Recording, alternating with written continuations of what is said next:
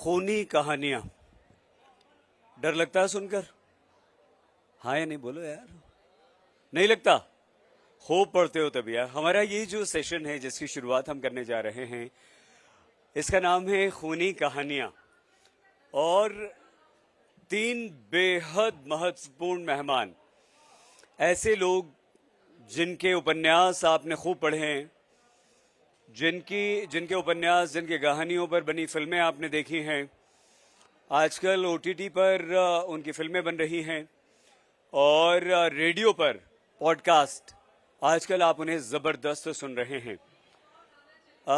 हम थोड़ा सा परिचय, हालांकि वो किसी परिचय के मोहताज नहीं क्योंकि आप उन्हें पढ़ते हैं। आज अगर आप यहाँ मंच पर साक्षात देखेंगे तो इसलिए थोड़ा सा उनके बारे में हम बता दें आपको। हमारे साथ अमित खान जी होंगे जो कि राइटर हैं, स्क्रीन प्ले राइटर हैं और हिंदी पल्प फिक्शन लेखन का एक बहुत ही जाना पहचाना नाम है। अमेरिकी राष्ट्रपति जॉर्ज वॉशिंगटन पर आधारित कहानी विनम्रता सिर्फ 12 साल की उम्र में आपने लिखी थी अमित खान जी ने, और वो प्रकाशित हुई थी। इनका पहला उपन्यास सिर्फ और सिर्फ जब वो 15 साल के थे तब आ चुका था, प्रकाशित हो चुका था। 100 से ज्यादा थ्रिलर ऐसी कहानियां आप लिख चुके हैं। उपन्यास, कहानी से ज्यादा उपन्यास, 100 कहानियां नहीं 100 उपन्यास। अंदाजा लगाइए कितना काम आपने किया होगा। और ये हमारे देश की जितने भी इंपॉर्टेंट पब्लिशर्स हैं, महत्वपूर्ण प्रकाशन समूह हैं, सभी से अमित खान जी के जो उपन्यास हैं वो छप चुके हैं। 80 से ज्यादा शॉर्ट स्टोरीज, 50 से ज्यादा कॉमिक्स। डायमंड कॉमिक्स हम लोग पढ़ा करते थे, उसमें जितनी खतरनाक जो थ्रिलर कहानियां थी वो अमित खान जी की अधिकतर उनमें से हुआ करती थी। उपन्यास अंग्रेजी भाषा में भी इनके प्रकाशित हुए हैं। बॉलीवुड में काफी एक्टिव हैं, फिल्मों के लिए बहुत लिखते हैं, काफी काम कर रहे हैं। एकता कपूर के साथ जबरदस्त काम कर रहे हैं। एकता कपूर ओटीटी पर उनकी काफी फिल्में इस वक्त बना रही हैं। ओटीटी पर आप उनके कई सारे सीरियल्स देखेंगे। इसके अलावा हेलो इंस्पेक्टर, हॉन्टेड नाइट, सावधान इंडिया तो सब देखते होंगे ना? मैं भी खूब देखता हूं। तो सावधान इंडिया की बहुत सारी कहानियां जो हैं वो अमित खान साहब ने लिखी हैं और कई सारे टीवी शोज उनके आ रहे हैं। हालिया जो उपन्यास है आपका वो है नायिका। इसके अलावा बिच्छू का खेल, जिस पर एकता कपूर जो हैं वो काम कर रही हैं। 5 और उनकी किताबों पर एकता कपूर ही ओटीटी पर आपके लिए सीरियल्स और सीरीज बना रही हैं जो आप देखने जा रहे हैं। एक ऑडियो ड्रामा है जिसका नाम है कमांडर करंट सक्सेना। ये सोनू सूद जो हैं वो इसे कर रहे हैं, वो ये कहानियां आपको सुनवाएंगे और सोनू सूद इसमें खुद कमांडर बने हैं। अच्छा, आपकी प्रतिलिपि पर कई मिलियन रीडर्स हैं जो आपको पढ़ते हैं, तो जोरदार तालियों के साथ स्वागत कीजिए अमित खान साहब का। आइए। इतना काम कैसे कर लिया जवानी में आपने? इतनी तो आपकी उम्र नहीं है जितना आप काम कर चुके हैं। नहीं, लेकिन सवाल जवाब भी नहीं, मैंने सिर्फ कॉम्प्लीमेंट दिया है आपको। आप उम्र से अंदाजा मत लगाइएगा बिल्कुल। अगर 12 साल की उम्र में कोई लिखना पढ़ना शुरू कर देता है तो यही होता है।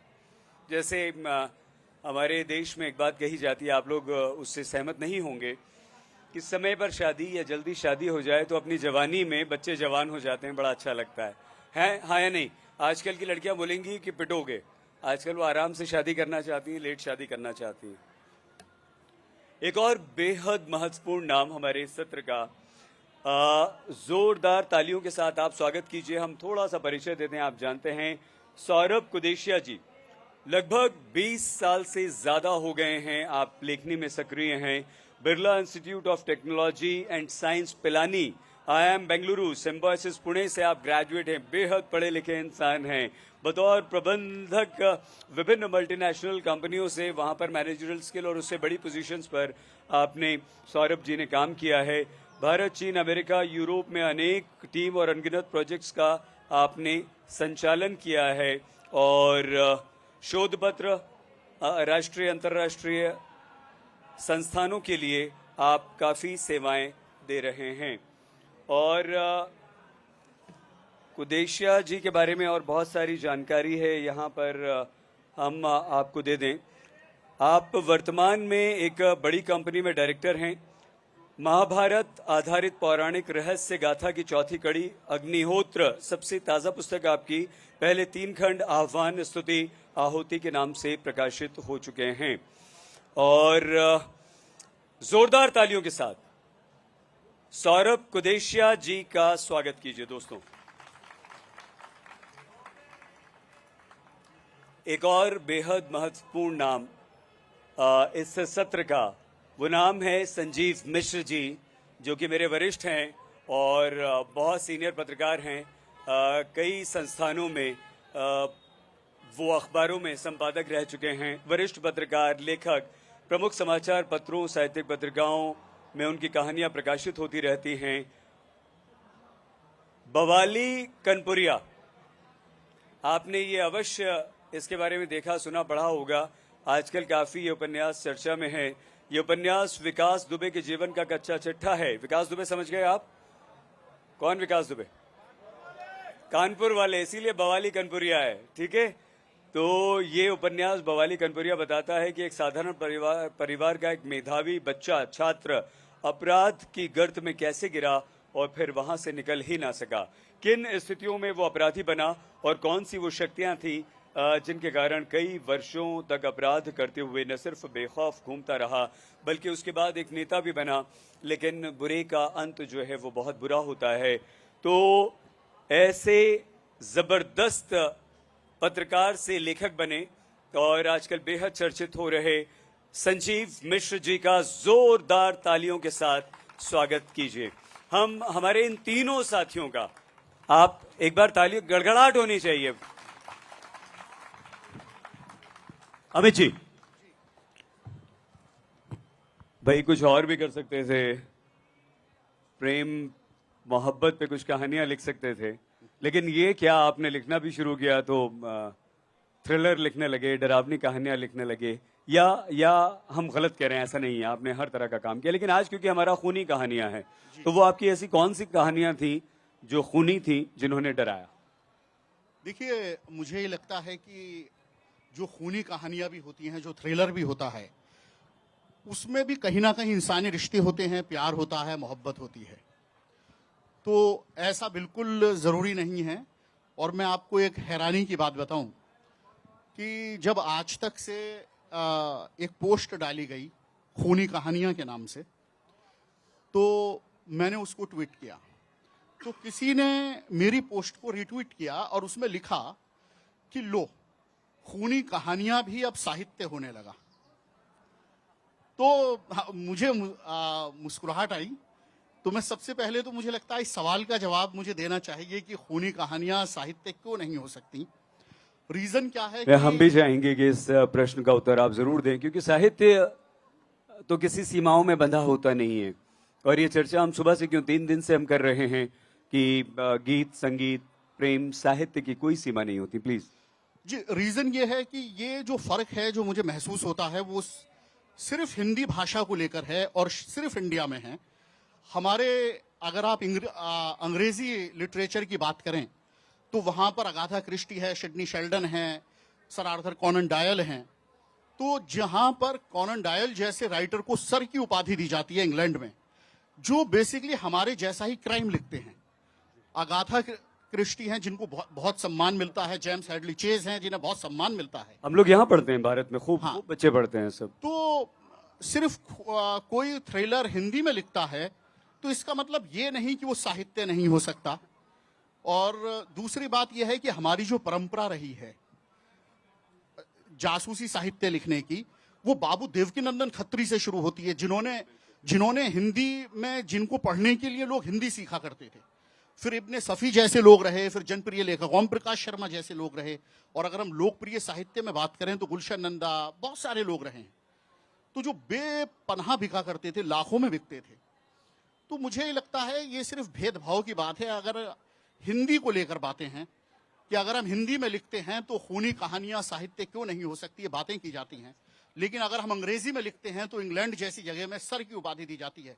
और मुझे नहीं लगता, सॉरी मैं बोल रहा हूं, तो देखिए आज कि भारत रत्न किसी इंडियन हिंदी यानी जासूसी साहित्य लिखने वाले को दिया जा सकता है। भारत रत्न तो बहुत दूर है। कि पद्मश्री या पद्म भूषण भी दिया जा सकता है, जबकि कॉनन डॉयल को सर की उपाधि मिली। अमित जी, आपका ये दर्द है और आप जैसे लेखकों का ये जो तकलीफ है, ये साहित्य आज तक वही मंच है। आपने कम से कम इतना गंभीर प्रश्न आज उठा दिया है, तो हम चर्चा इस पर अवश्य करेंगे। लेकिन संजीव सर आप तो पत्रकार हैं और आपने विकास दुबे को जो लिखा वो नॉन फिक्शन था, वो एक रिपोर्टिंग थी, उस तरह से लिखा। लेकिन वो कैसे फिक्शन की तरह पॉपुलर हुआ, प्रचलित हुआ? और क्या आपने वाकई ये सोच के लिखा था कि विकास दुबे की जो कहानी है वो मैं इस तरह से लिखूं जो एक रिपोर्टिंग न लगकर एक साहित्यिक कृति हो? सईद भाई, थैंक यू। होता क्या है कि मैं 1 मिनट अमित भाई की बात को आगे बढ़ाते हुए आपका जवाब दूंगा। बेसिकली जो क्राइम है, हम क्राइम को तब बहुत पसंद करते हैं जब हमें वो अच्छा लगने लगता है। जैसे एज ए रिपोर्टर जब कोई बड़ी घटना होती थी तो मैं अपनी टीम से हमेशा कहता था कि जब क्राइम की रिपोर्टिंग करो तो ये सोच के करो कि यार ये घटना मेरे साथ हुई होती तो हम कैसा लिखते। क्या और बात, बेसिकली अच्छा रिपोर्टर या अच्छा जो भी रिपोर्टाज लिखा जाता है वो ऐसा ही होता है। अब मैं अमित भाई की बात पे आता हूं, जो इन्होंने कहा हम विदेश में क्यों जाएं? अगर रावण नहीं मरता तो क्या रामायण का ये लेवल पहुंच पाता? तो क्राइम हुआ ना वहां पे, उस क्राइम का दूसरी दिशा है। लेकिन क्राइम पहले रावण ने किया, वो वाला हिस्सा हम क्राइम मान लेते हैं कि भाई रावण ने एक बड़ा क्राइम किया। अगर वो मैथोलॉजी है, मान लेते हैं मैथोलॉजी है, सच्ची घटना है, वो सब दूसरा चरण है। लेकिन एक क्राइम ने एक रिजल्ट दिया। महाभारत भी तो एक क्राइम का रिजल्ट था जिसको हम बड़े मन से, तो अगर हम रामायण और महाभारत के क्राइम को ग्लोरीफाई कर सकते हैं, ग्लोरीफाई शब्द पे मत जाइएगा, लेकिन अगर हम उसको एक्सेप्ट कर रहे हैं तो फिर हम इस क्राइम को एक्सेप्ट क्यों नहीं करते? तो जब विकास दुबे का किस्सा हुआ तो एक बड़ा अद्भुत किस्सा है। आपने शुरू करने की बात कही, तो हुआ क्या कि जुलाई की बात है 2020 की। अचानक एक सुबह एज ए जर्नलिस्ट मेरे पास फोन आया कि भाई या विकास दुबे ने कांड कर दिया है। मेरी किताब आप में से अगर कुछ लोगों ने पढ़ी होगी तो शुरुआत उसकी इसी तरह हुई, और नहीं हो तो पढ़ेंगे तो आप पाएंगे कि यार कांड हो गया है। तो नया कांड हो गया। तो इसके बाद दिल्ली से बहुत सारे पत्रकार कानपुर जाने लगे, पूरे देश का मीडिया जा रहा था। अब कानपुर में उन सबको लगने लगा कि मुझसे पूछे कि क्या हुआ था, क्योंकि मैंने वो 20-25 साल का मेरा पत्रकारिता का जीवन था, 20-25 साल का उसका पूरा अपना क्राइम और पॉलिटिक्स का जीवन था। तो पूछना शुरू किया। मुझे बाद में लगा मैं यहाँ स्वार्थी हो गया कि मैं इन सबको बता रहा हूँ, तो क्यों ना इस सबको इकट्ठा कर देता हूँ। और फिर ये जन्मा की इसको इकट्ठा करते हैं और तमाम वो चीजें लेके आते हैं जो किसी को नहीं पता है। बहुत सारा विकास दुबे के बारे में छपा, बहुत चर्चा हुई, बट आखिर वो कानपुर इंपैक्ट क्या था उसके अंदर? कानपुर का भौकाल आपने सुना होगा, कानपुर की बकैती सुनी होगी। कानपुर कई और कारणों से फेमस है। कानपुर बिठूर के कारण फेमस है, कानपुर रानी लक्ष्मीबाई के कारण फेमस है। तो जब कानपुर बकैती और भौकाल से रानी लक्ष्मीबाई और बिठूर, मैं हमेशा एक उदाहरण देता हूं, मैंने अपनी किताब की प्रस्तावना में भी लिखा है कि कानपुर वो जगह थी जब भगवान राम को लगा कि सीता जी को कहां भेजें, प्रेग्नेंट सीता जी को, तो उन्होंने बिठूर भेजा। बिठूर कानपुर में था। अयोध्या से वो सीता जी बिठूर आती हैं, वाल्मीकि आश्रम में रहती हैं। कानपुर वो जगह थी जब रानी लक्ष्मीबाई बचपन थी, तो हम लोगों ने कविता पढ़ी है कि बचपन में जो छबीली जब नाम था तो वो नाना के घर खेली थी, तो वो कानपुर आती हैं। उस कानपुर को जब उसने महाकाल के दरबार में जाके कहा मैं विकास दुबे कानपुर वाला, तो कहीं ना कहीं मुझे लगा कि यार कानपुर के साथ तो गेम हो रहा है। इसलिए मैंने उसका नाम रखा बवाली कनपुरिया और उस गेम को लेके आए। और आगे जब आप पढ़ोगे तो आप पाओगे कि उसकी अपनी सिर्फ कहानी नहीं, ना वो हीरो है ना विलेन है। ये कहानी है जो आपने पूछा कि एक नॉन फिक्शन को फिक्शन में थोड़े प्रयोग किए हैं, फिक्शन को नॉन फिक्शन में कन्वर्ट करने के लिए। एक पात्र है उसमें, बड़ा जबरदस्त पात्र है, एक पत्रकार है, उसका नाम है गुड्डू PhD। तो अद्भुत पात्र है, वो पूरी कहानी साथ साथ लेके चलता है। जैसे मेरे पास एक फोन आया था, वैसे उस कहानी किताब में आप पढ़ोगे कि उसके पास एक फोन कॉल आती। तो इस तरह से वो कहानी चली है और पिछले जो 30-35 दिन उसको रिलीज हुआ और जो रिस्पॉन्स है बड़ा जबरदस्त है। और लेकिन मुझे लगता है क्राइम पढ़ा जाता है, जो फिर से आपने शुरुआत करी थी, और खूनी कहानियां सिर्फ इसलिए खूनी होती, कोई बिना खून के जीवन नहीं है। आप कल्पना कर सकते हो कि बिना ब्लड के जीवन होगा, वो पॉजिटिव से लेके नेगेटिव तक बिना ब्लड के जीवन नहीं हो सकता, तो फिर कहानी बिना ब्लड के कैसे होगी? इसलिए खूनी कहानियां तो जबरदस्त होती हैं।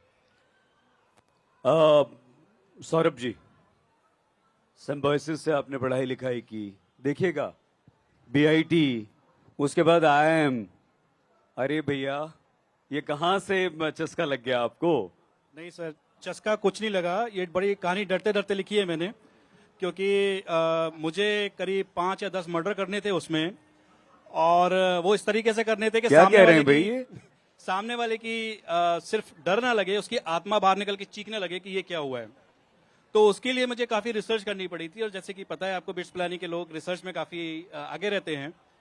तो वहां से रिसर्च लेकर के जो प्लानिंग करी है, वो ऐसी प्लानिंग करी है कि हमारे जो मेन कैरेक्टर है स्टोरी का, इंस्पेक्टर जयंत, वो सर के बाल नोचने लगता है, उसको पता नहीं पड़ता मर्डर कैसे हो रहे हैं। और इसमें सबसे अच्छी बात यह है कि जो आप सही और गलत की डेफिनेशन है, वो सही और गलत की डेफिनेशन वहां से शुरू होती है जहां से आप देखना चाहते हैं। आप जिसको क्राइम कहते हैं वो किसी के नजरिए से क्राइम नहीं होता, एक नॉर्मल चीज है।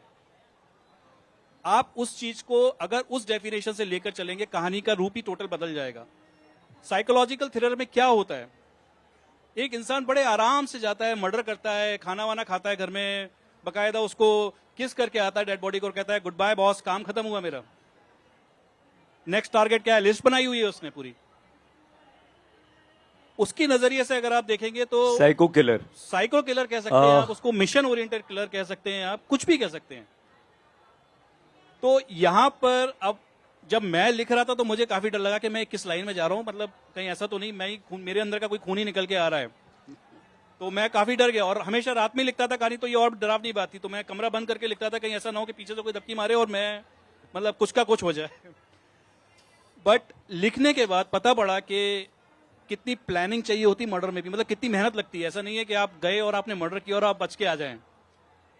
कत्ल करना भी आसान नहीं होता। नहीं, बिल्कुल ठीक है, लेकिन हम इस चर्चा को आज थोड़ा सा अलग रूप देना चाहते हैं। वो इसलिए कि अभी एक ऐसा मर्डर हमारे जहां हम बैठे हैं, यही दिल्ली में एक ऐसा मर्डर हुआ है जिसने हमारी रूह कंपा दी है।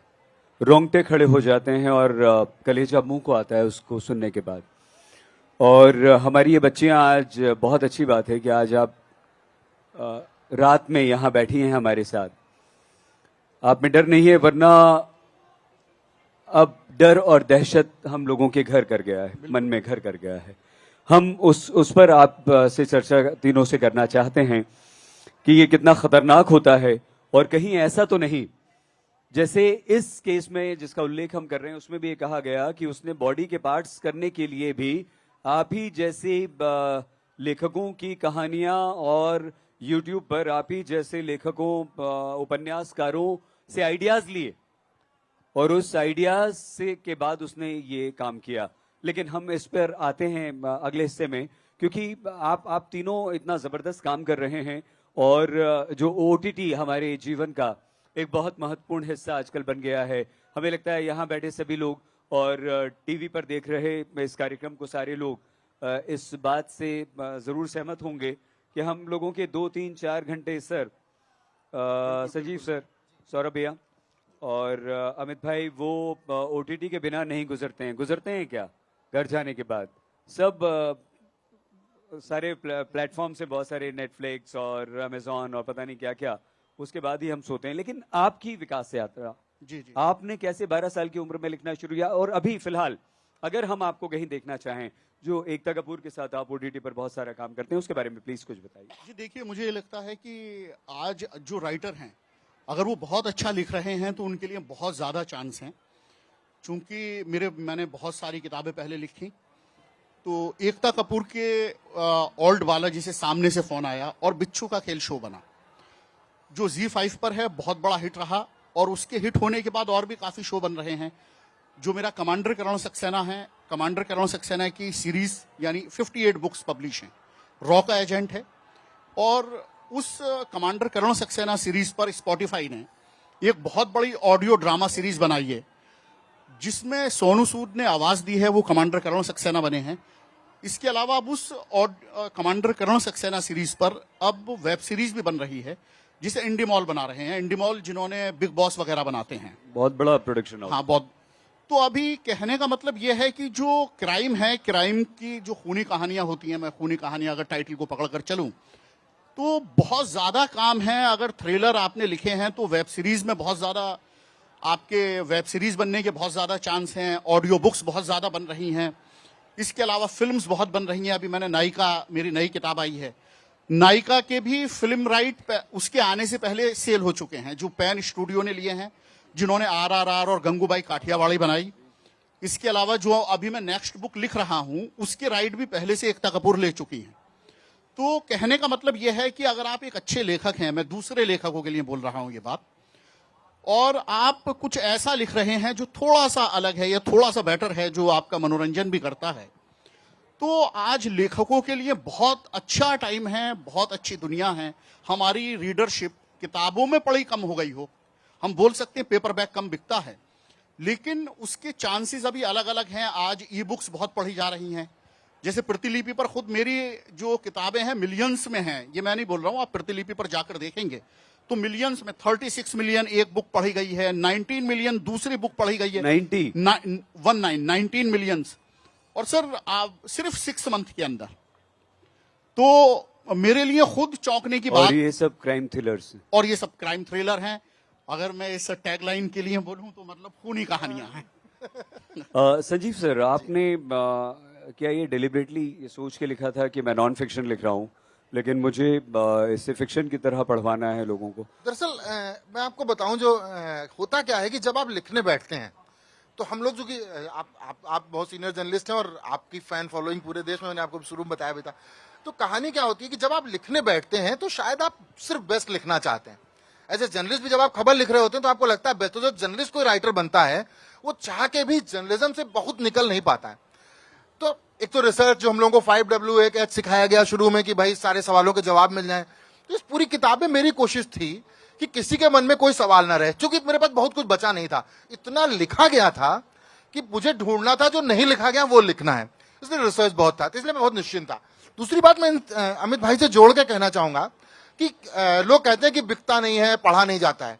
मैं इसे मानने को तैयार नहीं हूं। इसलिए अब इस किताब के बाद 17 या 18 अक्टूबर को मेरी किताब ऑनलाइन आई है। 18 अक्टूबर को मैं अचानक देखता हूं कि किताब बेस्ट सेलिंग में 9 नंबर पे है, तो मैं खुश हो जाता हूं, यार टॉप 10 से शुरू हो गई, बहुत बड़ी बात है। 3 घंटे बाद वो किताब नंबर 2 होती है और अगले दिन वो नंबर 1 होती है। वो किताब जिसके बारे में सब जानते हैं, तो आफ्टर ऑल लोग पढ़ रहे हैं ना। और पिछले 35 दिन से हिंदी में कम होता है, इंग्लिश की मैं देखता हूं कई बार 10 में हम लोगों की एक किताब होती है, बाकी अंग्रेजी किताबें होती हैं, और कई बार एक किताब वो बवाली कनपुरिया होती है, 9 किताबें अंग्रेजी की। तो हिंदी में लोग पढ़ रहे हैं, बस आपको लिखना होगा। अगर 1 करोड़ 90 लाख लोग, 19 मिलियन लोग सुन रहे हैं, एक किताब जो अचानक आती है जिसके बारे में लगभग सब जानते हैं, फिर भी इतनी पढ़ी जा रही, खरीदी जा रही है। मैं गूगल पे सर्च करता हूं तो मुझे दिखता है कि यार अचानक लोग पढ़ के उसकी कमेंट लिख रहे हैं, मुझे नहीं पता होता। वो कह रहे हैं कि भाई ये पढ़ो, इसमें अगर आपको ये जानना है। मैं एक बात बताऊं, उस किताब में आप पाओगे हर निगेटिव बातें बहुत सारी होती हैं। एक लड़का, जो हमारे यहाँ कानपुर में कॉलेज है, PPN कॉलेज, बिल्कुल वैसे, अगर कानपुर का यहाँ कोई होगा तो जानता होगा। PPN कॉलेज में पढ़ना सपने जैसा है कि जैसे आप यहाँ आ जाओ और LSR में पढ़ने लगो, या और भी जो बच्चे DU के कॉलेजेस होंगे, बिल्कुल वैसे ही PPN में पढ़ना होता था उस जमाने में। तब उसका एडमिशन PPN कॉलेज में हो जाता है। मतलब 75% से ऊपर 12th में मार्क्स चाहिए तभी होगा, जैसे यहाँ 99% चाहिए होते थे, 100% चाहिए होते थे कानपुर में। तो PPN में पढ़ने गया। वो MA हिंदी का एग्जाम हथकड़ी, अब सारा मैं सीक्रेट खोल दे रहा हूँ, लेकिन इसके बाद भी प्लीज पढ़िएगा जरूर। तो ये तमाम चीजें थी जो शायद नहीं आ पाई थी, तमाम और चीजें, अभी मैं बहुत सारा नहीं बता रहा हूं। तो कुल मिला के जो आप कह रहे थे कि किताब, हाँ ये जरूर किया है कि उसको थोड़ा नॉन फिक्शन को फिक्शन रूप नहीं दिया। हाँ, सब कुछ नॉन फिक्शन है, लेकिन लिखा उस तरह से है कि लोग पढ़ें। संजीव सर, मैं सौरभ जी से शुरू करना चाहता हूं। आप तीनों इस बात का जवाब दीजिए। थोड़ा सा गंभीर सवाल है और आप लोगों को अजीब लग सकता है। कहीं आप लोकप्रियता के चक्कर में, कहीं आप लाइक्स के चक्कर में, व्यूज के चक्कर में आप क्राइम को, अपराध को ग्लोरीफाई तो नहीं कर रहे हैं? नहीं, देखिए, इसमें मैं 2 चीजें बोलना चाहूंगा। पहली चीज तो ये है कि किसी बात को कहने का अलग अलग नजरिया हो सकता है और होता है। क्यों आपको एक ही कहानी किसी दूसरे लेखक की बहुत अच्छी लगती है, जबकि वही शब्द अगर किसी दूसरे तरीके से लिखे जाए तो बेकार लगती है। This is an art of story telling.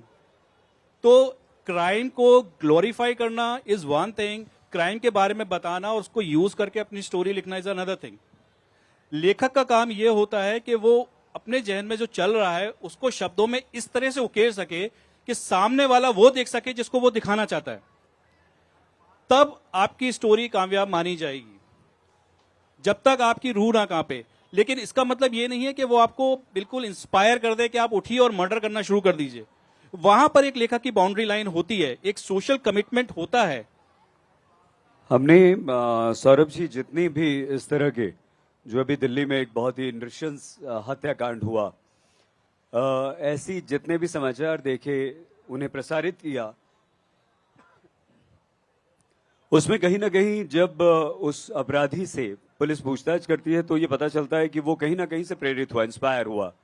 उसने कोई वेब सीरीज देखी, आपकी तरह कोई नॉवेल पढ़ा, कोई कहानी पढ़ी और वहां से आइडिया लेकर काम किया। इस पर संजीव सर आप क्या कहते हैं? नहीं, देखिए, इससे तो बिल्कुल मना नहीं किया जा सकता कि जो लिखा पढ़ा जाता है, लेकिन इसको कहना कि सिर्फ इस कारण हुआ, इसको दूसरे हिस्से से देखना होगा कि समाज में जिस तेजी से अपराध बढ़ रहा है, अपराध या जो भी घटनाएं बढ़ रही हैं, उस समय लेखकों की जिम्मेदारियां बन जाती हैं। और मैं ये जानता हूं, जिस समय आप लिख रहे होते हैं, तो अगर लोग अच्छा पढ़ना शुरू करेंगे, ज्यादा पढ़ना शुरू करेंगे, तो ये सब कुछ ये चीजें हटेंगी। ऑब्वियसली प्रॉब्लम वहां पे आ रही है कि अभी भी लोगों ने, अच्छा पढ़ने वाले हैं ऐसा कम नहीं हुए हैं, लेकिन वो अलग तरह से पढ़ते हैं। तो ये जिम्मेदारी मैं सीधे पाठकों पे नहीं डाल रहा हूं, लिखने वालों की है। और शायद इसीलिए जो अच्छा लिखा जा रहा है वो चर्चा में हो रहा है। आज हम यहाँ बैठे हैं और खुल के डंके के चोट पे हमने सेशन का नाम खूनी कहानियां लिखा है। हम इसको क्राइम स्टोरीज कर सकते थे, हम इसको अपराध कहानियां कह सकते थे। हमने कहा कि ये कहानियां खूनी हैं, लेकिन खून से को समेटते हुए भी, सहेजते हुए भी खून करना नहीं है। तो हर किताब एक संदेश तो फाइनली यही देती है ना। जैसे नायिका है, तो हीरोइन उसमें कोई मर्डर की बात थोड़ी कर रही है कि भाई आप जाके मर्डर कर दो। तो परिस्थितियां हैं, जैसे बवाली कनपुरिया है, तो उसका एंड तो वही है ना कि आखिर वो आता है और मार दिया जाता है, एनकाउंटर। तो हम बता तो नहीं कि अल्टीमेटली एंड तो क्राइम का खराब होता है, हाँ, लेकिन लोगों को पता ही ना चले उसके बारे में। तो समाज की कितनी जिम्मेदारी बनती है ये देखना होगा। और मुझे लग रहा है इसलिए पूरी रिस्पॉन्सिबिलिटी तो नहीं कही जा सकती। और बाकी ये पूरा सोशल फिनोमेना है जो चल रहा है, और ऐसी घटनाएं नहीं होनी चाहिए। ऑब्वियसली जब ऐसी घटनाएं होंगी तो कुछ किताबें और आएंगी, कुछ लोग और पढ़ेंगे और सुधार के रास्ते भी निकलेंगे। बिल्कुल सर। अमित जी, क्योंकि आप बॉलीवुड से जुड़े हुए हैं, ओटीटी पर आपकी बहुत सारी सीरीज आ गई हैं, आ रही हैं, ऐसा क्यों होता है, हम समझना चाहते हैं सभी, ऐसा क्यों होता है कि इस तरह के जो क्राइम थ्रिलर्स होते हैं जी, वो प्रेम कथाओं से, सामाजिक कथाओं से, वो हम लोग याद है आपको, पुराने लोग जो बैठे हैं यहाँ पर, और बुनियाद, उनको छोड़कर अगर आज देखें तो वैसा कोई हम लोग बुनियाद नहीं है। और आज सावधान इंडिया, जिसमें आपकी बहुत सारी कहानियों पर एपिसोड्स बने हैं, वो हम सभी देखते हैं घर घर में। ऐसा क्यों होता है? देखिए, ये जो आपका सवाल है, ये हालांकि दो तरह से हो गया सवाल, और इसमें सबसे बड़ा रीजन राइटर से ज्यादा मुझे लगता है कि खुद ऑडियंस है। चूंकि वहां पर जो रीडरशिप ऑडियंस देखी जाती है, जो टीआरपी देखी जाती है, तो ऐसा नहीं है कि शो क्राइम ही बनते हैं, क्राइम के अलावा भी शोज बनते हैं। हम लोग जैसे भी कुछ अच्छे शोज आज भी बनते हैं, लेकिन उसमें सबसे बड़ी प्रॉब्लम यह है कि उनकी वो टीआरपी होती नहीं। तो कहीं ना कहीं इससे ऐसा लगता है कि जो ऑडियंस है, जो देखने वाली है, जो हमारे दर्शक हैं, वो शायद बहुत ज्यादा क्राइम देखना चाहते हैं। जैसे मैं फिल्म इंडस्ट्री के संदर्भ में मैं ये बात बोल रहा हूं, मेरी खुद कितनी बार बात हुई और मुझे खुद आज की डेट में लगने लगा कि मैंने इतना क्राइम लिखा है। जब मैंने नायिका लिखी अभी नई किताब, तो मुझे खुद अभी लगने लगा कि नई जिम्मेदारी है कि कुछ ऐसा भी लिखो जिससे जिंदगी में लोग इंस्पायर हो सकें, जिससे कोई मैसेज जा सके। लेकिन हम जब ये बातें करते हैं और जब टीआरपी आती है, वो कहीं ना कहीं अलग होती है। तो ये सब टीआरपी का भी गेम है कि ऑडियंस बेसिकली देखना चाहती है क्राइम जरूरत से ज्यादा। इवन जो आज वेब सीरीज है, वेब सीरीज में क्राइम जो चल रहा है, वो आज मिर्जापुर जैसे शोज हैं, बिच्छू का खेल जो मेरा ही था आज, या और भी जो शोज बन रहे हैं, वो क्राइम की इतनी डिमांड है चूंकि उनकी टीआरपी है, लोग वो देख रहे हैं बहुत ज्यादा। ऐसा नहीं है, मैं बिल्कुल नहीं बोल रहा हूं कि हमें क्राइम की पैरवी कर रहा हूं, चूंकि मैंने खुद ने लव स्टोरीज बहुत लिखी हैं, कुछ सोशल किताबें भी लिखी हैं। तो लेकिन उनको ना, उनके ऊपर शोज आसानी से बनते हैं, ना लोग उनको बहुत ज्यादा रीडरशिप है। तो कहीं ना कहीं फिर ऐसी कंडीशन में मार्केट को ध्यान में रखते हुए भी काम करना पड़ता है। नहीं, आप बिल्कुल ठीक कह रहे हैं और हम आपको जोड़ना चाहते हैं आप सभी लोगों को, क्योंकि हाँ प्रश्न उत्तर नहीं हो पा रहे हैं, इसके लिए क्षमा, लेकिन इस सेशन में हम जरूर करेंगे। यही कारण है शायद आप और हम इसके लिए जिम्मेदार हैं कि हम लोग भी, टीवी चैनल वाले भी, एक क्राइम शो हमारे वहाँ जरूर होता है और उसकी टीआरपी भी दूसरे शोज के मुकाबले काफी अधिक होती है। जिस तरह से सास बहू की हुआ करती है वो भी है एक दूसरा। लेकिन सौरभ जी, क्या हमें ये लगता है कि हम भारतवासी जो हैं वो दो ही तरह से प्रभावित होते हैं, एक तो सपना और एक डर। या तो हम सपने देखते हैं हम ये कर लें, हम वो कर लें, हम आगे बढ़ जाएं, हम इज्जत दौलत शोहरत कमा लें, हम बड़े आदमी बन जाएं। या दूसरा डर ये कि हमें कोई पछाड़ देगा, हम कहीं पिछड़ जाएंगे, हमारा एक्सीडेंट हो जाएगा, जो भी है। और शायद यही कारण है सौरभ जी कि हम अंधविश्वासी भी हो जाते हैं। आपको लगता है कि ये सपना और डर, इसमें आप जैसे IIM बिट्स के पढ़े लिखे लोग भी, हालांकि मैं ये नहीं, आप लोग भी पढ़े लिखे लोग हैं मतलब टेक्नोलॉजी से जुड़े हुए लोग भी, अगर आके उसी डर को बेचना चाहते हैं, उसी डर से प्रसिद्धि पाना चाहते हैं, तो कहीं ना कहीं आप सपने को पीछे धकेल रहे हैं, ऐसा तो नहीं? नहीं, मैं ये समझता हूं कि सपने और डर एक दूसरे के पूरक हैं, उनको अलग आप नहीं कर सकते हैं। कहीं ना कहीं आपका जो डर है वही आपको सपना देखने के लिए प्रेरित करता है, और जो सपना आप देखते हैं वही कभी कभी आपको डराता है। अगर मेरा सपना है कि मुझे एक टॉप का स्टार बनना है, तो मेरा डर ये भी है कि कहीं मैं उससे नीचे ना गिर जाऊं, इसलिए मैं उस चीज के लिए मेहनत करता हूं। यहां पर चीजें प्रॉब्लम ये आती है कि हम टेक्नोलॉजी की अगर बात करते हैं तो टेक्नोलॉजी में एवरीथिंग इज अननोन। हम लोग जो एडवांसमेंट कर रहे हैं वो अननोन रहता है, वो भी एक डर रहता है कि हम फेल ना हो जाए, बट हम लोग फिर भी एडवांसमेंट करते हैं। हम लोग अपने पर्सनल लेवल पर, सोसाइटी लेवल पर ये एक्सपेरिमेंट क्यों नहीं करते हैं? Why don't we take a society as an experiment, as a technology that is evolving, और each and every of us, आप भी, मैं भी, हम सब उस सोसाइटी के एक छोटे से कंपोनेंट हैं। हमको ये लगता है कि हमारे कुछ ना करने से कुछ नहीं होगा, या हमारे कुछ करने से कुछ होगा। हमें लगता है सब चेंज होंगे तब सब कुछ सही होगा। हम ये भूल जाते हैं कि उन सब में हम हैं, सब हमें पहले चेंज होना होगा। और क्राइम की जब बात आती है तो कहीं ना कहीं ये सपने और डर का मिक्स रहता है आपका। ठीक है संजीव साहब, ये कहा जाता है और सच्चाई भी है कि फिल्में, कविता, कहानी, साहित्य समाज का आईना होता है। हमारे आसपास ही आप किरदार उठाते हैं, हम ही लोगों से, हमारे समाज से ही आप कहानी उठाते हैं और उन्हें बुनते हैं, गढ़ते हैं। हमारी भावनाओं को, हमारे जज्बात को आप शब्द देते हैं, और यही फर्क होता है आप जैसे साहित्यकारों में, आप जैसे लेखकों में, क्योंकि हम आम व्यक्ति सोचते हैं, समझते हैं, सपने देखते हैं, लेकिन हमारे पास वो शक्ति नहीं होती, वो शब्दों के हम जादूगर नहीं हैं, हम अपनी उन भावनाओं को शब्दों में पिरो नहीं पाते। क्या इसका फायदा उठाकर आप क्राइम परोस रहे हैं? मैं माफी के साथ नहीं, बिल्कुल आप सही सवाल पूछ रहे हैं। दरअसल हम क्राइम परोस नहीं रहे हैं, या कोई भी क्राइम नहीं परोस रहा।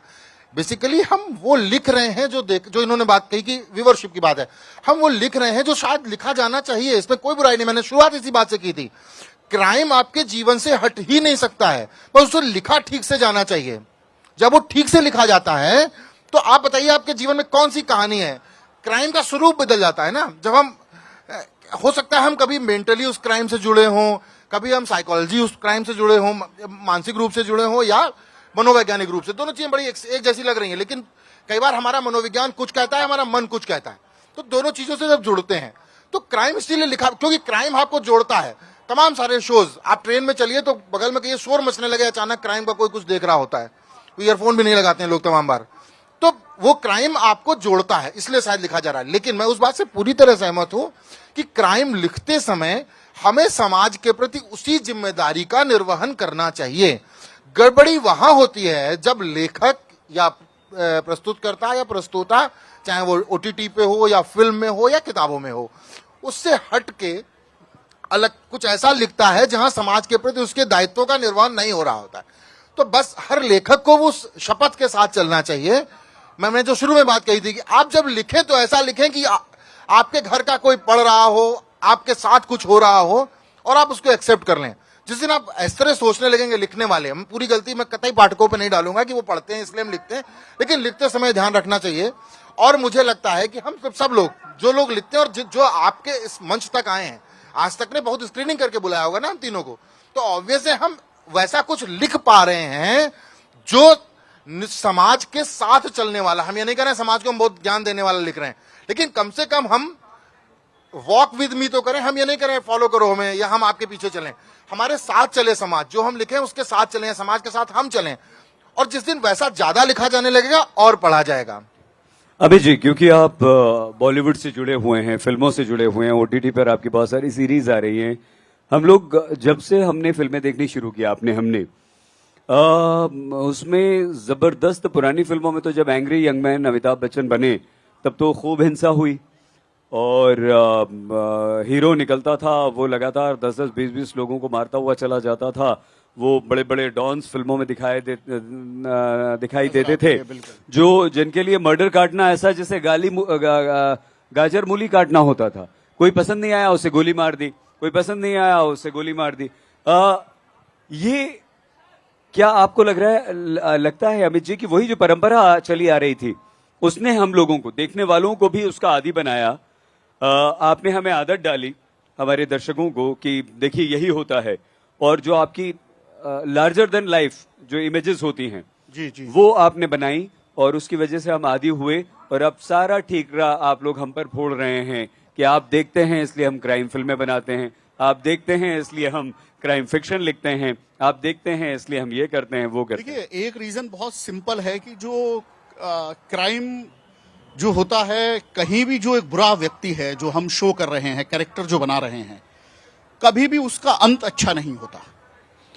अब ये सामने वाले के ऊपर होता है कि वो उसकी शुरुआत ले रहा है या उसका अंत ले रहा है।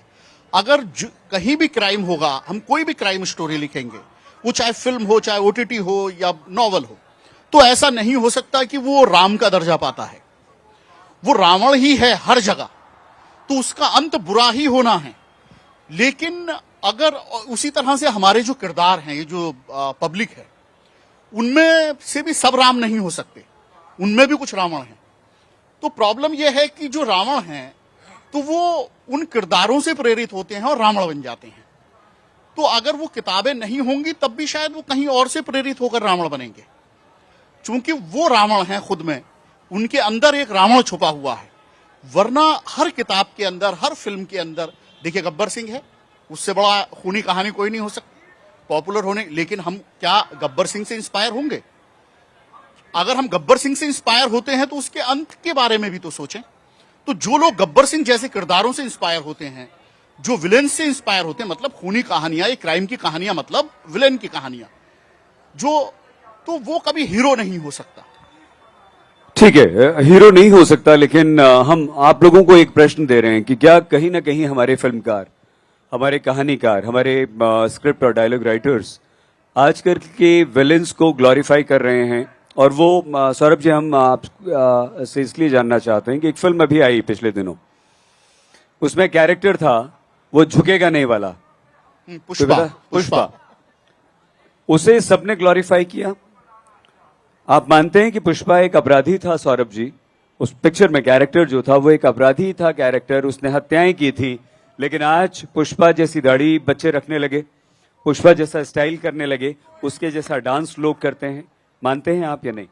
हाँ, मैं मानता हूं, पर ये सब चॉइस हमारे पास पहले से ही है। आप पुष्पा दिखाएं चाहे नहीं दिखाएं, हमें गंदा रहना है या साफ रहना है, ये चॉइस तो हमारे पास शुरू से है। नहीं, हमारा प्रश्न है, आप ग्लोरीफाई कर रहे हैं। हमने सिर्फ आपने उस एक अपराधी को इतना बड़ा बना दिया, या उसे दानवीर कर्ण दिखा दिया, या एक ऐसा कैरेक्टर बता दिया जो पुरानी जमानों में क्या सर तो जी सर। बेसिकली अगर आप देखें तो रावण क्या कम था? क्या कम ज्ञानी था रावण? इसको और बढ़ाते हैं सईद भाई। देखिए क्या है, आप पुष्पा की बात कर रहे हैं, फिर मैं कह रहा हूं दायित्वों का निर्वहन सही ना होने से पुष्पा बनते हैं, दायित्वों का निर्वहन सही ना होने से विकास दुबे बनते हैं। विकास दुबे बनते हैं। मैं विकास दुबे की बात कर रहा हूं, पुष्पा की बात कर रहा हूं। पुष्पा तो आपने फिल्म में देखा है, मैं फिर कह रहा हूं, विकास दुबे तो एक नॉन फिक्शन था ना, लेकिन वो कैसे सोच लेता है कि पुलिस आएगी, हम बुलडोजर लगा देते हैं, पुलिस को घुसने ही नहीं देंगे और घेर घेर के मारेंगे। सातों सब पूरा मैं खोल दे रहा हूं, छतों पे लोग तैनात कर देता है कि वहां से गोली मारना, एक साथ 8 को मार डालता है, उसके बाद वो चला जाता है। ये तो फिल्म जैसा चल रहा है ना, आप जब मेरी किताब पढ़ोगे तो आपको हर पेज पे लगेगा अगले पन्ने पे क्या है। तो ये क्यों फिल्म चली? फिल्म इसलिए चली चूंकि मौका दिया हमने विकास दुबे बनने का, उन नेताओं ने मौका दिया, उन पुलिस वालों ने मौका दिया। देखिए खादी और खाकी, वहां फिर आ जाता हूं, तो आप पुष्पा के पीछे कौन था ये जानना होगा। और फिर जब हमें लगता है यार मुझे अगर मैं फलाने दरोगा जी के पास जाता हूं, फलाने विधायक जी के पास जाता हूं, उनसे काम नहीं होता, इससे बढ़िया मैं विकास दुबे इसलिए कह रहा हूं क्योंकि मेरा जाना हुआ वो है। और या मैं पुष्पा के पास जाता हूं, वो तो जाता है, चाकू मारता है, गला काट देता है और सब कर देता है।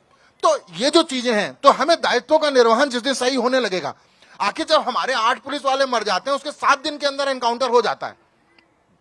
वो कैसे होता, क्यों होता है, ये अलग विषय है, अलग बात। लेकिन आखिर हम क्यों इंतजार कर रहे थे उन 8 पुलिस वालों के मरने का? बिल्कुल। और नहीं संजीव सर, आप बात पूरी कीजिए फिर मैं। हाँ, तो मेरा ये मतलब है, जो आपने सवाल पूछा उसका एकमात्र वजह जो है, और जितना इस डिस्कशन का, कि जब हम हर व्यक्ति, समाज का हर हिस्सा दायित्वों का सही निर्वहन करेगा, सारी चीजें अपने आप बदलनी शुरू हो जाएंगी। और ये सारी जगह होता है, जितने भी पात्र हैं, जो काल्पनिक पात्र हो या जो वास्तविक पात्र हो, ऐसा नहीं ये सारा क्राइम वास्तव में नहीं हो रहा है, काल्पनिक नहीं होता ये, है ना। विकास दुबे तो आपने नोएडा में पढ़ा ना कि एक सोसाइटी में एक आदमी आता है, वो कहता है नहीं हम तो यहाँ हरियाली लगाएंगे, उस पर बड़ा इशू बनता है, वो जेल जाता है, छूट के आता है, उसको माला पहना, तमाम जगह तमाम ऐसी घटनाएं हो रही हैं। कल को कोई कहानी उस पर आ सकती है।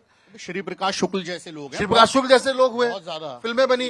तो मेरा मानना यह है कि जब समाज उन्हें डेवलप करता है, जिस दिन हम अपनी जरूरत के लिए अपराध का पोषण करना बंद कर देंगे, अभी क्या है, हम अपनी जरूरत के हिसाब से अपराध का पोषण करते हैं, जिस दिन हम अपनी जरूरत के हिसाब से अपराध का पोषण करना बंद कर देंगे, अपराध भी कम होगा, सुरक्षित भी होंगे। तब आपको ये कॉम्प्लीमेंट नहीं देना पड़ेगा कि बेटियां इस रात में बैठी हैं, अच्छी बात है। इनको किसने रोका था? ये क्यों कहना पड़े कि अच्छी बात है बैठी हैं? इनको तो बैठना ही चाहिए। दिल्ली में तो तब भी ये बैठी हुई हैं। क्या ये छोटे शहरों में बैठ सकती हैं? क्या ये मेरठ में जा सकती है रात में 11 बजे वो मॉल से पिक्चर देख के अकेले? क्या ये कानपुर में, लखनऊ तो राजधानी है, तो या भोपाल में या रायपुर में, तो ये बेटियां बैठी, हम इससे खुश हो रहे हैं। जबकि समाज का निर्माण ऐसा होना चाहिए कि बेटियां बैठे, उस पर हम ना खुश हों, बल्कि वो बैठे ऐसा माहौल बनाए। तो ये जो लिखा जा रहा है, मुझे लगता है वो ऐसा वातावरण निर्माण के लिए लिखा जा रहा है। और पूरे सामाजिक, आप किताबें पढ़, तो ये होगा, निश्चित रूप से होगा। और मुझे लग रहा है आपने बहुत बढ़िया सवाल उठाया सईद जी, कि ये सवालों के जवाब ऐसी ही बहसों से निकलेंगे और लोग जागेंगे। और तब ये बेटियां सिर्फ तालियां नहीं बजाएंगी, तब ये बेटियां उन नेताओं के लिए भी सोचेंगी, उन पॉलिटिकल पुलिस क्यों अचानक कोई हीरो बन जाता है। तो ये सारी चीजें होंगी और उसके पीछे दोनों पक्ष हैं और दायित्वों का निर्वहन है। मैं बार बार कह रहा हूं, एवरीवन शुड परफॉर्म हिज और हर ड्यूटीज प्रॉपरली। कार्यक्रम अमित जी, हम आपसे बहुत बात करना चाह रहे थे, लेकिन समय की पाबंदी होती, फिर भी आपसे ये आखिरी सवाल आपके लिए, क्या कुछ हम आपका जल्दी आगे ओटीपी पे देख पाएंगे? अगर एकता कपूर के साथ आप जुड़े हैं, तो एकता कपूर तो धमाकेदार चीजें बनाती है, लेकिन 3 सवाल आप लोगों में से, हमारे साथी लोग हैं आपके बीच में, 3 लोग माइक ले लें क्योंकि समय कम है। जी देखिए, अभी जैसे बिच्छू का खेल आया और 5 और वेब सीरीज हैं, और सबसे बड़ा शो है जो ऑडियो ड्रामा सीरीज है स्पॉटिफाई पर, जो सोनू सूद साहब ने आवाज दी। कमांडर करण सक्सेना, जो अगर मेरे रीडर हैं वो जानते हैं अच्छे से कि 58 बुक्स पब्लिश हैं और वो रॉ का एजेंट है। और गर्व की बात हमारे लिए ये थी कि हमने सोनू सूद को जब चुना कमांडर करण सक्सेना के लिए, चूंकि कमांडर करण सक्सेना के बारे में एक लाइन है कि वो 130 करोड़ हिंदुस्तानियों का मुहाफिज है, 130 करोड़ हिंदुस्तानियों का रक्षक है। तो हमें कोई ऐसा किरदार चाहिए था उसकी आवाज बनने के लिए जो कहीं ना कहीं हिंदुस्तान से जुड़ा हुआ हो। और सोनू सूद हमारे माइंड में सबसे पहले आए, और जब हमने सोनू सूद साहब को अप्रोच किया तो वो भी फौरन तैयार हुए और हमारे माइंड में आए इसके लिए। वो चूंकि कोरोना काल में उन्होंने जिस तरह से काम किया, और मैं उन्हें पर्सनली बहुत अच्छे से जानता हूं, और मैंने देखा कि आज भी जिस तरह से वो काम करते हैं इस देश के, बेसिकली कमांडर जो देश के दुश्मनों से लड़ता है, और सोनू सूद जो देश के अंदर रहकर देशवासियों के लिए जिस तरह से काम कर रहे हैं, तो वो इमेज दोनों की बहुत ज्यादा कनेक्ट होती थी। ठीक है, 3 सवाल, लेकिन एक सौरभ जी से, एक संजीव जी से और एक अमित जी से, तीनों से एक एक सवाल। जी मैम, माइक आ गया आपके पास? हमने कहा था हमारे साथी लोग हैं, जल्दी से पहले ही दे देना चाहिए था आपको, प्लीज। लेकिन एक एक सवाल तीनों से, अगर एक से हो जाए तो फिर दूसरे से पूछ लीजिएगा आप। जल्दी मैम। सर मेरा सवाल ये है नहीं, किससे, तीनों में से किससे सवाल है आपका? सर मेरी साइड से कोई भी इसका उत्तर अच्छा दे ठीक है, एक सकता एक करके जवाब दे ठीक है, दीजिएगा। एक बहुत ही जनरल सवाल मैं पूछ रही हूँ जो थोड़ा आज- माइक ऊपर कर लीजिए प्लीज। जो आज समाज के लिए बहुत जरूरी है। मेरा मानना ये है कि डिजिटल इंडिया जो है उसका बहुत बड़ा इम्पैक्ट समाज पे पड़ता है। ओटीटी प्लेटफॉर्म की हम बात करें, किसी भी डिजिटल प्लेटफॉर्म की हम बात करें, बहुत बड़ा इम्पैक्ट उसका पूरे समाज में पड़ता है, चाहे वो बच्चा वर्ग हो, चाहे मीडियम वर्ग हो या फिर बुजुर्ग वर्ग हो। तो कहीं ना कहीं जो चीजें हम ओटीटी प्लेटफॉर्म पे लाते हैं उसका बहुत बड़ा इम्पैक्ट समाज पे पड़ता है। तो अगर जितना पॉजिटिव हम दिखाते हैं उसका इम्पैक्ट सीधे समाज पे जाएगा, और जितना ज्यादा हम नेगेटिव चीजों को दिखाते हैं उसका कहीं ना कहीं इम्पैक्ट बहुत ज्यादा समाज पे जाता है। तो ये जिम्मेदारी किसकी है आखिर कि हम समाज में अच्छा दिखाएं? क्या राइटर्स की जिम्मेदारी नहीं बनती है कि वो अच्छा लिखें? जब आप नकारात्मक चीजों को लिखेंगे तो उसका पूरा पूरा प्रभाव समाज पे जाएगा, नहीं तो 50% तो जाएगा ही जाएगा। मेरा ये मानना है कि आप कहीं ना कहीं राइटर्स की बहुत बड़ी जिम्मेदारी है, डायरेक्टर्स की, प्रोड्यूसर्स की बहुत बड़ी जिम्मेदारी मैम, है कि उस पे लिखें। प्रश्न जी, थोड़ा सर यही प्रश्न है मेरा। ठीक है। मेरा नहीं प्रश्न नहीं, यही है। मैं बिना पूछे जवाब देता हूँ। जी सर। यह किसने देना है, लेकिन हाँ कि बहुत सही सवाल है। और रीजन क्या है कि बहुत ज्यादा क्राइम, बहुत ज्यादा गंदगी भी, मैं वर्ड एक कनेक्ट करूंगा, ओटीटी पर दिखाया जा रहा है। बहुत ज्यादा गाली गलोच है। और आप देखना कुछ साल के अंदर ये चीजें बदल जाएंगी। इस देश में अभी ओटीटी के लिए एक सेंसर आने की जरूरत है, और जो आ गया समझे अब आने वाला है। चूंकि बहुत जल्द जो अभी आप मोबाइल पर कहानियां ओटीटी देखती हैं वो घर में टीवी पर देखा जाएगा, और जैसे टीवी पर ओटीटी आएगा तो ये गाली गलौच, ये गंदगी, ये सब अपने आप खत्म होने वाला है। तो ओटीटी का आने वाला कल बहुत अच्छा है। और आपका जो सवाल है बहुत जायज है कि ये सब बंद होना चाहिए, और ये प्रोडक्शन हाउस भी सोच रहे हैं, वहां पर इस तरह की काम शुरू हो चुका है। ये गंदगी सिर्फ इसके लिए आई है। फिर मैं एक चीज बोल रहा हूं, चूंकि आप ये मोबाइल पर देखते थे, मोबाइल में लोग अकेले में देखते हैं और वो सिर्फ और सिर्फ फिर गंदगी देखना पसंद करते हैं।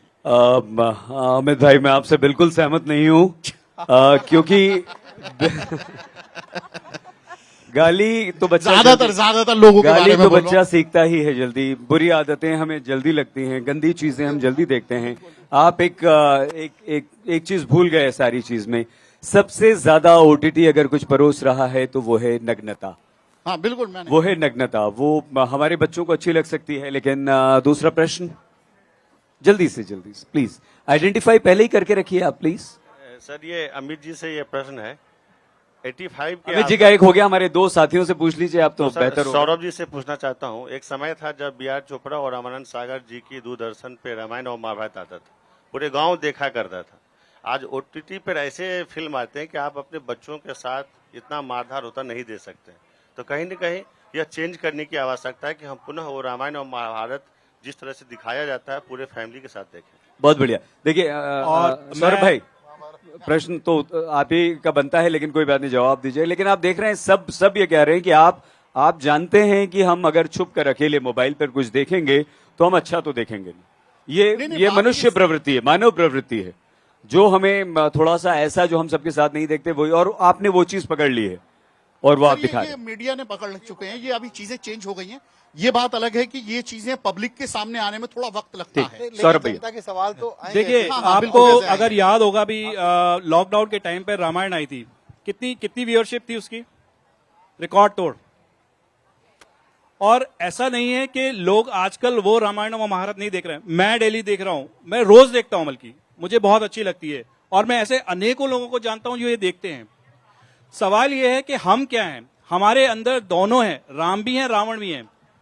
हम जिसको ज्यादा पोषित करेंगे हमारे अंदर वो ही सबसे पहले बन के आएगा। आप अकेले में भी रामायण देख सकते हैं, और वो जो बता रहे हैं वो भी देख सकते हैं, सीरीज डाउनलोड करके भी देख सकते हैं। आप क्या बनना चाहते हैं ये आपके ऊपर है। दुनिया आपके हिसाब से नहीं चलेगी, आपको अपने हिसाब से चलना पड़ेगा, और ये देखना पड़ेगा कि दुनिया में आपके लिए क्या अच्छा है क्या बुरा है। दुकान में आप जाते हैं, सड़ा फल लेके आते हैं या अच्छा फल लेके आते हैं, दोनों चीजें रहती हैं। लेकिन सौरभ जी, इसका मतलब ये है कि आप नग्नता, आप हिंसा वो परोसते रहेंगे, आप वो दिखाते रहेंगे, वो लिखते रहेंगे। मैं नहीं लिख रहा हूं। आप एक ऑप्शन हमारे बच्चों के लिए जरूर रखेंगे कि आप गाली भी सुन सकेंगे, आप ऐसे सीन्स। ये सईद भाई खत्म हो जाता है। आप इसको दूसरे तरह से देखिए ना, जब आप लोग देखना बंद कर देंगे तो कहां से देखेंगे वो हिस्सा। ये कहना चाह रहे हैं। क्यों बंद कर लेकिन देंगे? मुझे लग रहा है कि सर क्यों बंद कर देंगे? अगर हमारे सामने भी कोई ऐसी चीज आई जो मैं अपने घर परिवार के साथ, बच्चों के साथ नहीं देख सकता, तो मैं छुप के देखूंगा और ज्यादा देखूंगा, रात भर देखूंगा उसे।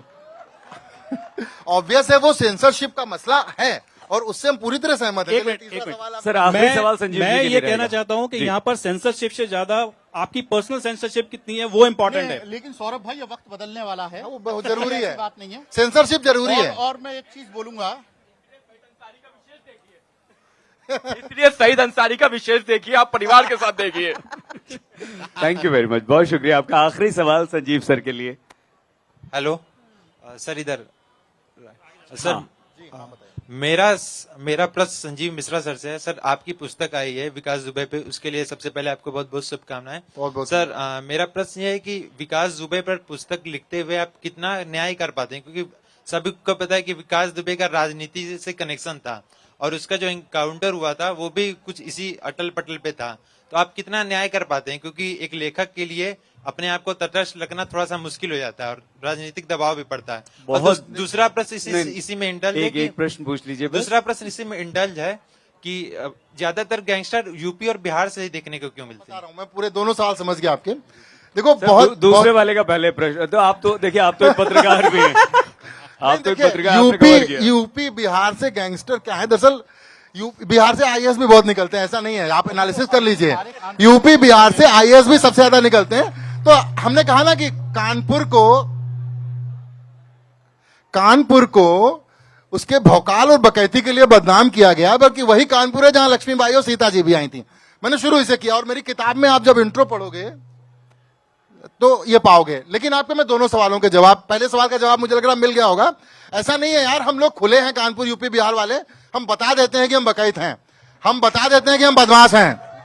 तो ठीक है यार, हम बताएंगे। हम ये सिर्फ ये नहीं बताएंगे कि यार हम बहुत बढ़िया, हम अगर दाल बाटी चोखा खाते हैं तो हम डंके चोट बताते ना कि हम खाते हैं। हम अगर छठ करते हैं तो फिर हम दिल्ली में किसी स्विमिंग पूल को छठ का घाट बना लेते हैं, तो हम करते हैं। इससे बिल्कुल स्वीकार करिए। अब आते हैं पहले सवाल पे।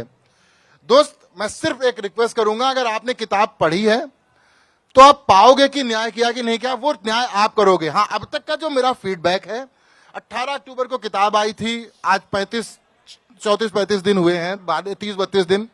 अब तक का फीडबैक है जो मुझे संतोष दे रहा है कि मैंने न्याय किया है।